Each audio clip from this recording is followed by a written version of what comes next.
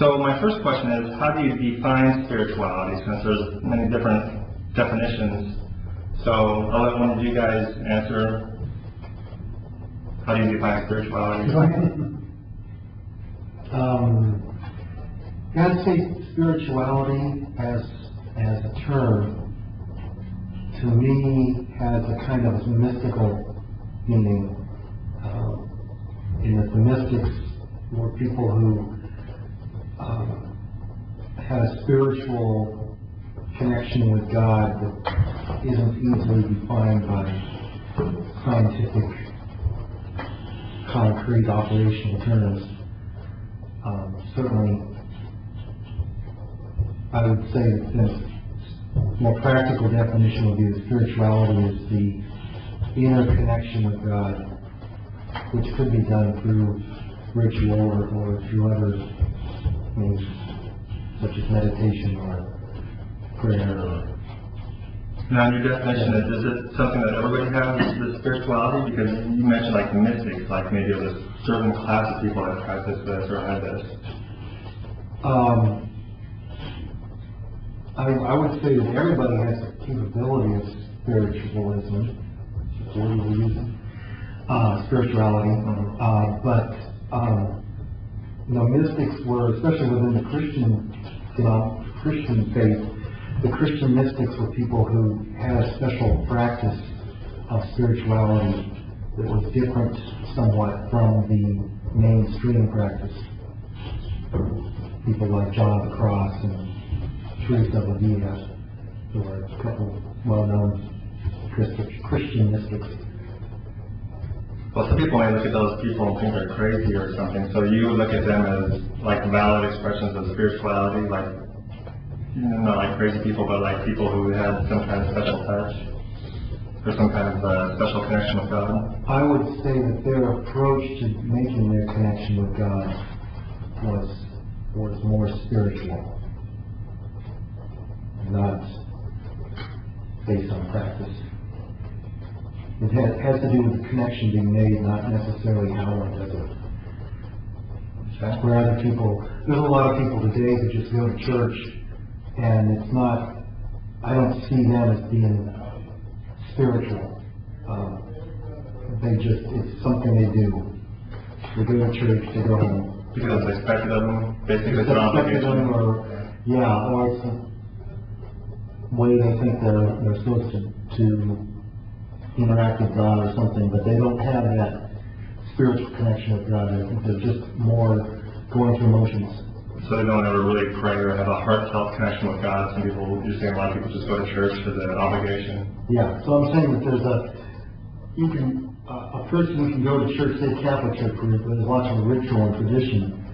You can go to church out of habit, or you can go there wearing habit, but you can, out of habit, you can go to church just because mom and dad raised me that way, and that's what I'm doing every Sunday.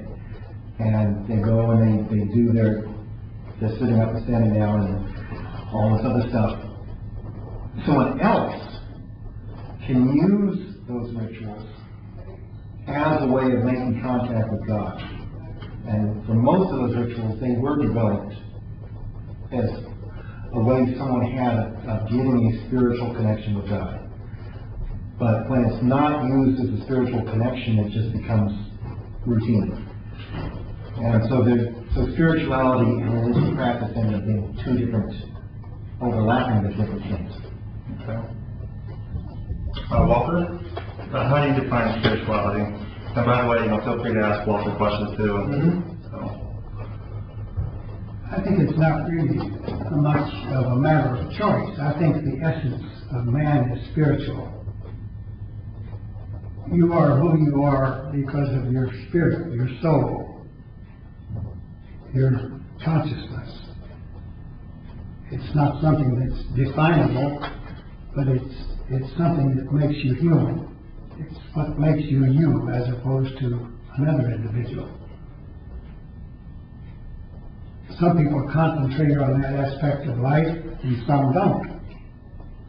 So some people might appear to be more spiritual. But I don't think they're more spiritual, they just spend more time thinking about it. think we're all spiritual beings. How about as far as, we're all spiritual beings, but as far as spirituality and practicing it, how does that? Well, as I say, some people spend more time at it, they spend more time thinking about it, they spend more time consciously practicing it. But we all practice it, whether we're conscious of it or not, whether we do it intentionally or not. We practice it in the way we behave toward ourselves and others. It's what makes one man honest and another dishonest. And you not only affect your own life, but you affect others. Some people talk about it, and some people act on it. And some people act the way they talk. That's special. Well, by the way, just ask you something kind of off topic. Have you seen a movie called, I think it's called The Sciligion Prophecy? I have not. Oh, have you heard about it? You heard about that movie? I guess I've heard the name somewhere. I didn't know it was a movie or Okay, well, it just has themes of seeing things kind of a spiritual sense, and so that's why I was just bring it up. Is there a book too? Probably, I think it's somebody's theological ideas. I think it's actually a mix of like probably Buddhism and Christianity, but it's a sidetrack topic. I just thought I'd bring it up just in case. Is that a currently movie on it? It's on DVD, so it's been out a while, I think. It's actually pretty slow, and it might be kind of irritating with what it's trying to teach spiritually, but there is actually a good kind of underlying theme there if you're looking for one. So the next question is kind of more interesting, is how do you specifically practice spirituality? So I think that'll give some more insights here. I want to give my crack at this idea of how do you define spirituality?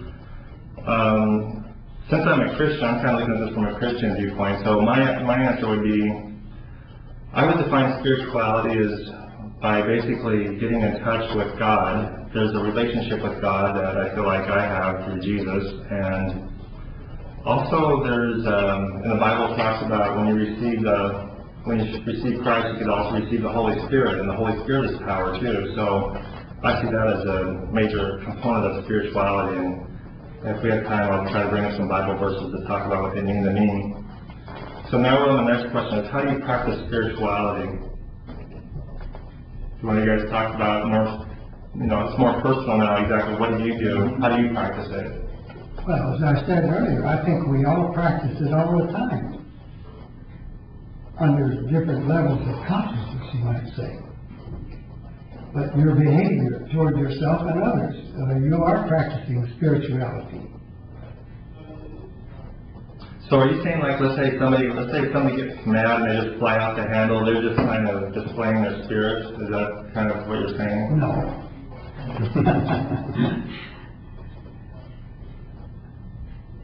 I guess I'm looking for an example. Well, you said all the time, so. All the time. But not when you're mad? I think that has nothing to do with it. When you get angry, you lose control. That's losing control. Well, somebody might use the word kind of loosely, like he has a mean spirit, or he's mean-spirited, or, Well, that may be a manifestation of it, yes.